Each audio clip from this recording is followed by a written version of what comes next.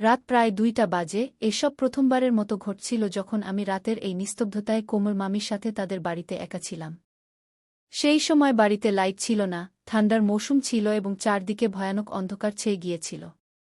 এই অন্ধকারে কোমল মামির সুন্দর চেহারা আরও বেশি উজ্জ্বল দেখাচ্ছিল, আর কোমল মামি খুব গভীর ঘুমে ঘুমিয়েছিলেন।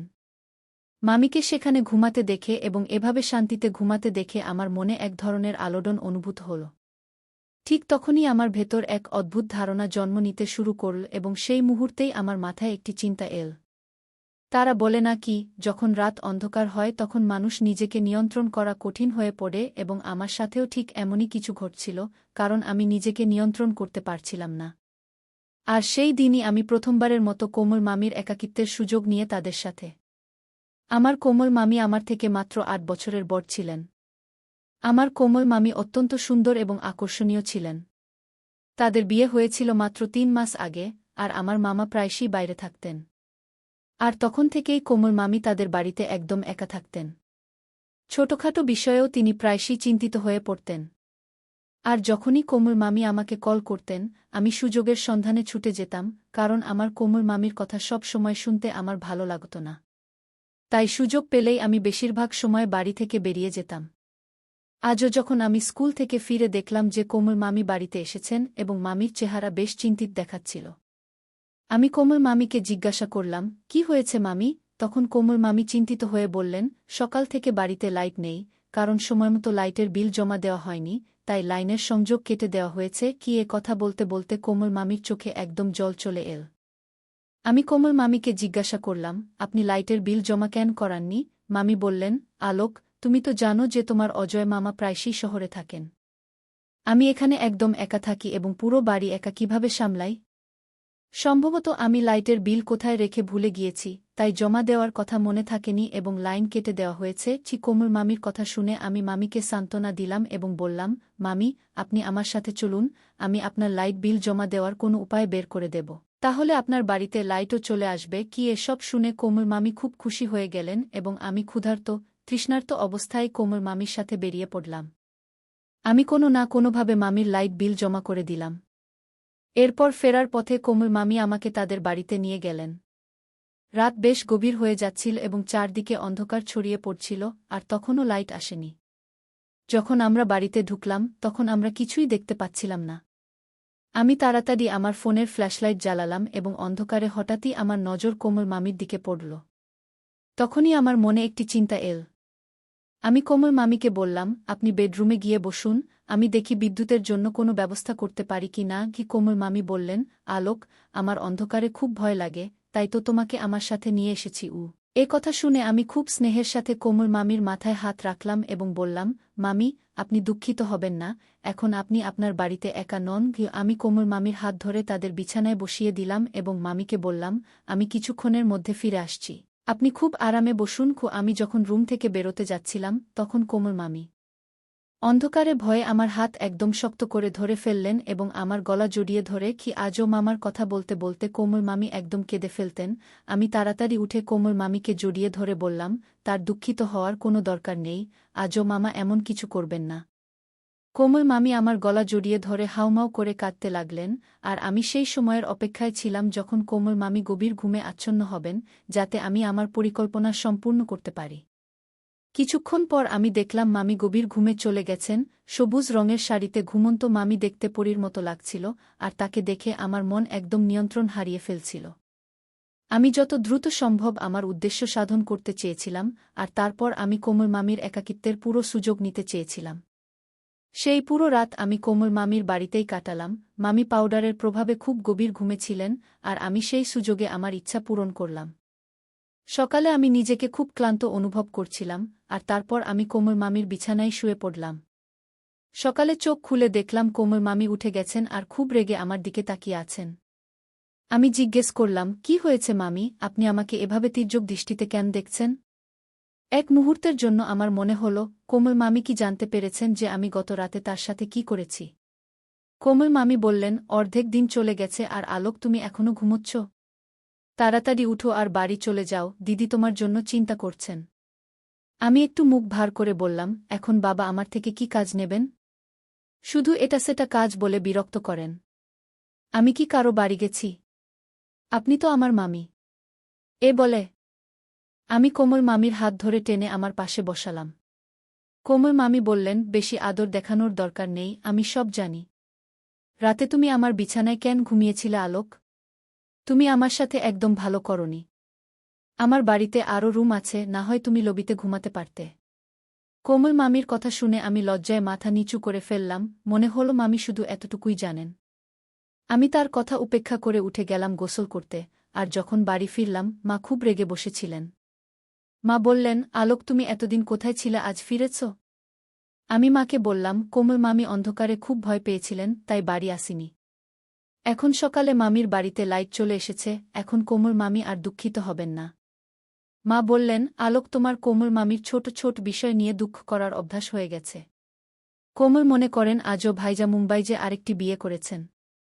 কবে যে কোমলের এই সন্দেহ করার অভ্যাস ছাড়বে?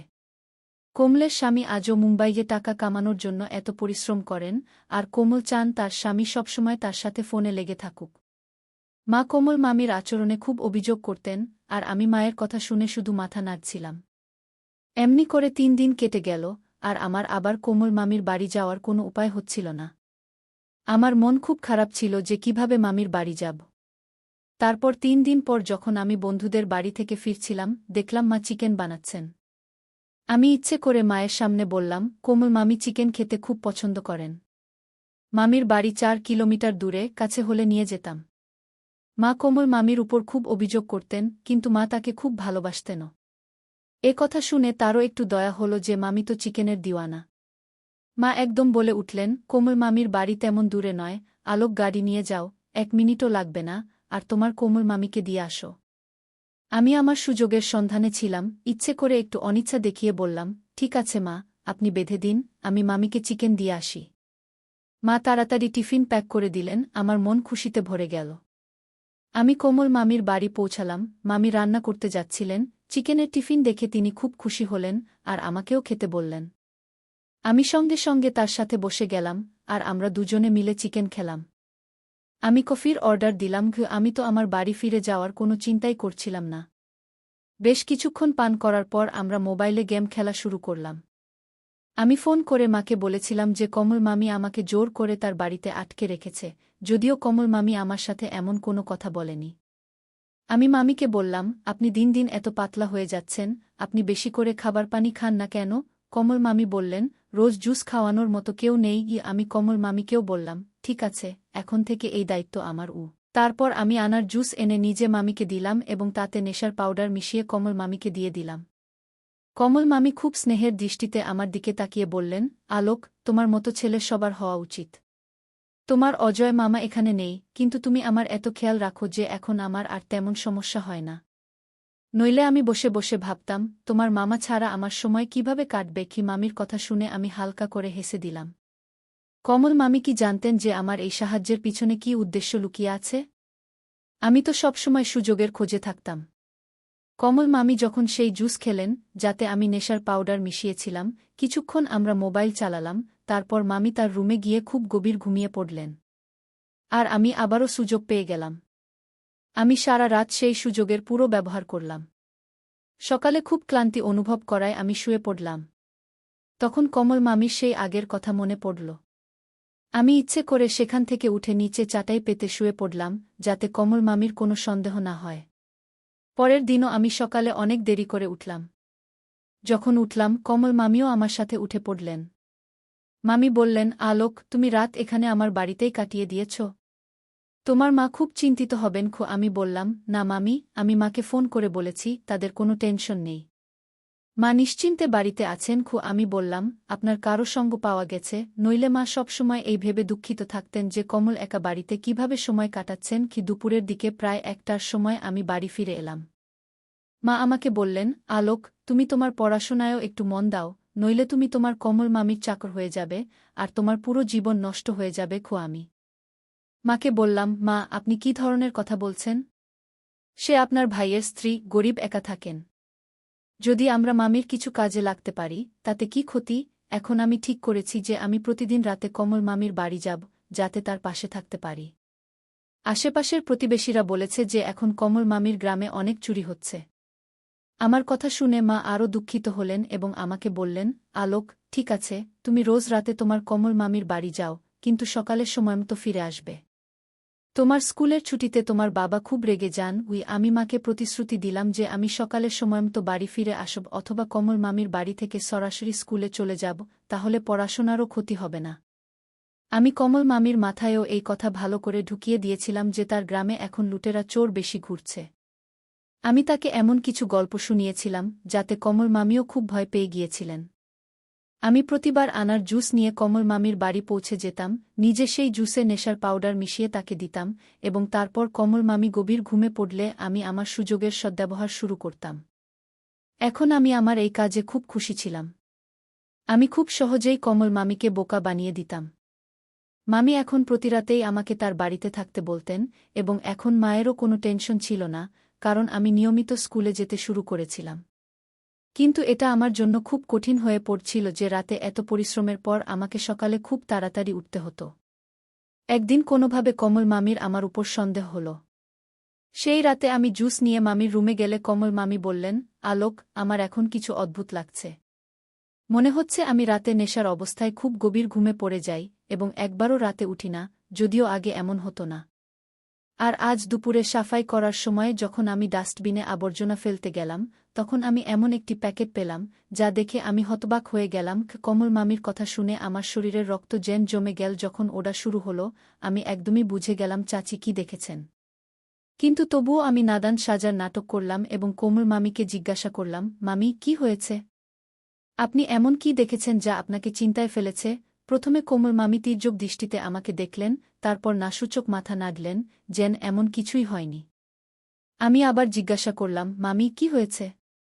আপনি কি পেয়েছেন? কিন্তু মামি বললেন, ছেড়ে দাও, এটা তোমার বোঝার মতো নয়।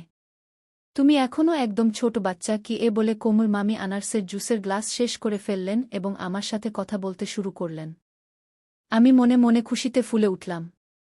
কোমল মামিও আমাকে ছোট বাচ্চাই ভাবছিলেন, অথচ আমি প্রতিরাতেই তার জুসে ঘুমের ওষুধ মিশিয়ে দিচ্ছিলাম এবং তার সুযোগ নিয়ে আমার খেলা খেলছিলাম। কিছুক্ষণ পর কোমল মামি আবার ঘুমিয়ে পড়লেন এবং আমি আমার কাজে মগ্ন হয়ে গেলাম। এসব করতে আমার প্রচুর মজা লাগছিল।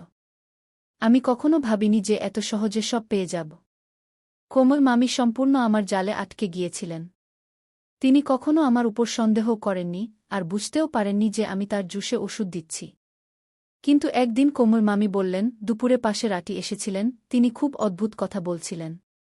আমার তো তার কোনো কথাই ঠিকমতো বোঝা যাচ্ছিল না। কি কোমল মামির কথা শুনে আমি হতভম্ব হয়ে বললাম, কোনো আঁটি এসেছিলেন? তিনি কি বলছিলেন? কোমল মামি বললেন, সে আঁটি বলছিলেন যে রাত ১-২টায় আমাদের বাড়ির জানালা দিয়ে তিনি কিছু অদ্ভুত দেখেছেন। তার মনে হচ্ছে আমাদের বাড়িতে কোনো ছেলে এসেছিল। কি কোমল মামির কথা শুনে আমার হুঁশ উড়ে গেল, কারণ গতরাতে আমি আমার বন্ধুদের কোমল মামির বাড়িতে ডেকেছিলাম এবং সবাই মিলে তার ঘুমের পূর্ণ সুযোগ নিয়েছিলাম। আমার জানা ছিল না যে কোমল মামির কোনো নতুন পাড়-প্রতিবেশী আঁটি এত রাতেও তার বাড়ির দিকে তাকিয়ে থাকবেন। কিন্তু এখন ধরা পড়ার ভয়ে আমি কোমল মামিকে বললাম, আপনি আশেপাশের মহিলাদের বাড়িতে আসতে দেবেন না। আঁটি জানেন আপনি বাড়িতে একা থাকেন, তাই এমন কথা বলছেন। কালকে আপনার চরিত্র নিয়ে কথা শুরু করবেন, তখন আপনি কি করবেন? আপনি আগেই রাগ করে তাকে বলে দিন, আমার বাড়ির দিকে তাকিয়ে থাকবেন না। আমার কথা শুনে কোমল মামি খুশি হয়ে বললেন, আলোক, তুমি ঠিক বলছ। আজ যদি আঁটি বলে কেউ এসেছিল, কালকে বলবে আমার বয়ফ্রেন্ড এসেছিল। তখন আমি কি করব? কোমল মামির মনে কথা ভালোভাবে বসে গেল। আমি তাড়াতাড়ি তার কাঁধে হাত রেখে বললাম, কোমল মামি, আপনি জানেন না, আজকালকার সময় খুব খারাপ। আশেপাশের লোকেরা ঘর সংসার নষ্ট করতে চায়। কোমল মামি আমাকে ধন্যবাদ দিলেন এবং বললেন, আলোক, তুমি আমাকে সঠিক কথা বলেছ। এখন আমি এই আঁটিদের বাড়িতে আসতে দেব না। আমি কোমল মামির কথা একটু হেসে দিলাম। আমার বোকা কোমল মামি আমাকে অন্ধভাবে বিশ্বাস করছিলেন, আর এটাই আমার কাজে লাগছিল। সেই দিনের পর থেকে কোমল মামি আঁটির সাথে কথা বলা বন্ধ করে দিলেন। কোনো সমস্যা সমাধানের জন্য শুধু আমি কি পড়তে যাচ্ছি আমি কিছুই বলিনি মামি, আমি আমার বন্ধু রোহনের সাথে পরীক্ষার প্রস্তুতি নিতে চেয়েছিলাম। তখনই কোমল মামি আমাকে জোরে একটি চড় মেরে বললেন, আলোক, আমি নিজের চোখে সব দেখেছি। তুমি তোমার বন্ধু রোহনের সাথে মিলে মদ্যপান করছিলে। তারপর আমার নজর পড়ল সেই মেয়েটির দিকে যে তোমাদের সাথে ঘুমিয়েছিল, যে রোহনের মন বিনোদন করত। কোমল মামি তাদের দুজনকে দেখে ফেলেছিলেন এবং এখন রেগে বলছিলেন, আলোক, তোমার একটুও লজ্জা নেই? এমন নিচু কাজ করতে? কোমল মামির কথা শুনে আমি লজ্জায় মাথা নিচু করে ফেললাম। কোমল মামি আমাকে আরও একটি চড় মেরে বললেন, কিছুটা লজ্জা করো আলোক। তুমি এখনই এমন ভুল পথে চলতে শুরু করেছ। আমার পূজা দিদি কাজ করে তোমার স্কুলের ফি জমা দেয়, আর তুমি এমন সব নিচু কাজ করছ। তোমার বাবা মা তোমার জন্য কত কষ্ট করেন, তুমি তাদের এমন প্রতিদান দিচ্ছ? এখনই পূজা দিদিকে ফোন করে সব বলবো। কোমল মামির কথা শুনে আমি আর মুখ দেখানোর মতো থাকলাম না। আমি কোমল মামির সামনে হাঁটু গেড়ে বললাম, মামি, মাকে কিছু বলবেন না। এসব শুনে মা সম্পূর্ণ ভেঙে পড়বেন। চাচি বললেন, আলোক, এসব কিছু তুমি অনেক আগেই ভাবা উচিত ছিল। আর তুমি আমার জুসে নেশার পাউডার মিশিয়েছ? কিন্তু আলোক, আমার একদমই ধারণা ছিল না যে তুমি আমার একাকিত্বের এমন সুযোগ নেবে। আমি কোমল মামিকে প্রতিশ্রুতি দিলাম যে আমি আর কখনো এমন কোনো কাজ করব না। আমি সেদিন রাতেই কোমল মামির বাড়ি থেকে নিজের বাড়ি চলে এলাম।